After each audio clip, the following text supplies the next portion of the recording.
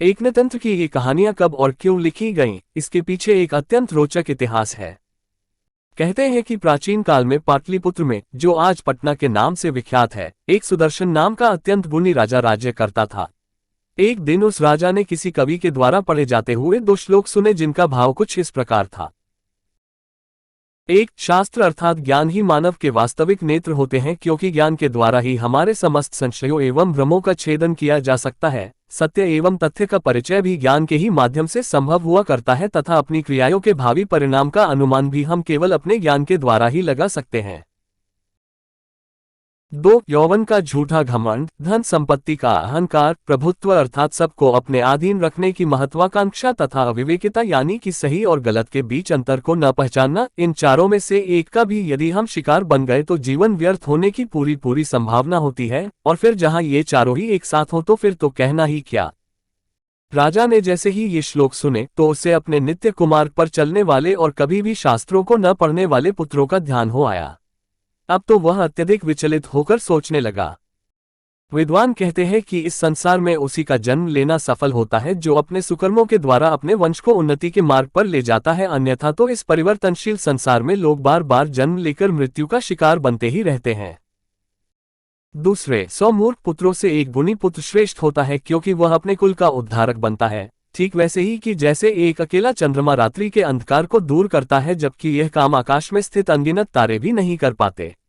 अब राजा सुदर्शन केवल इसी चिंता में घुलने लगा कि कैसे वह अपने पुत्रों को गुणवान बनाए, क्योंकि वे माता पिता जो अपने बच्चों को शिक्षा के सुअवसर उपलब्ध नहीं करवाते, वे अपने ही बच्चों के शत्रु हुआ करते हैं, क्योंकि बड़े होने पर ऐसे बच्चों को समाज में कोई भी प्रतिष्ठा नहीं मिलती, जैसे हंसों की सभा में बगुलों को सम्मान कहाँ।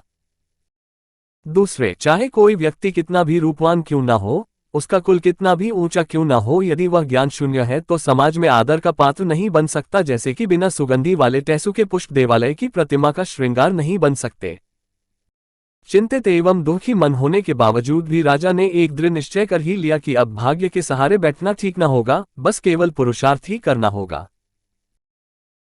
उसने बिना समय गंवाए पंडितों की एक सभा बुलवाई और उस सभा में आए पंडितों को अत्यंत सम्मानपूर्वक संबोधित करते हुए कहा, क्या आप में से कोई ऐसा धैर्यशाली विद्वान है जो मेरे कुमार्गामी एवं शास्त्र से विमुख पुत्रों को नीतिशास्त्र के द्वारा सन्मार्ग पर लाकर उनका जन्म सफल बना सके।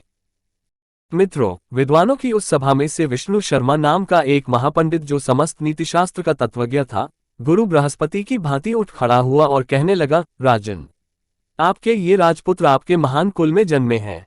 मैं मात्र 6 महीनों में इन्हें नीतिशास्त्र पढ़ाकर इनका जीवन बदल सकता हूँ।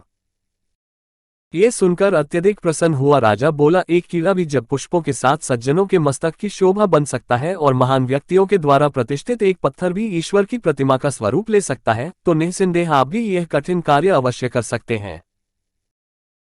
अब राजा सुदर्शन ने बड़े सम्मान के साथ अपने पुत्रों को शिक्षा प्राप्ति के लिए पंडित विष्णु शर्मा को सौंप दिया, और उस विद्वान ने भी राजा के उन शास्त्र विमुख पुत्रों को मात्र 6 महीनों में पशु पक्षियों एवं जीव जंतुओं की मनोरंजक तथा प्रेरणादायक कहानियों के माध्यम से नीतिशास्त्र का ज्ञान करवाया, जिससे उनका जीवन ही बदल गया। मित्रों, यही कहानियां पंचतंत्र की कहानियां कहलाती हैं, जो हितोपदेश नामक ग्रंथ का आधार है। आइए पंचतंत्र की 2 प्रसिद्ध कहानियां पढ़ें और अपने बचपन को और साथ साथ इनसे मिलने वाली प्रेरणा एवं सीख को भी पुनः स्मरण कर लें।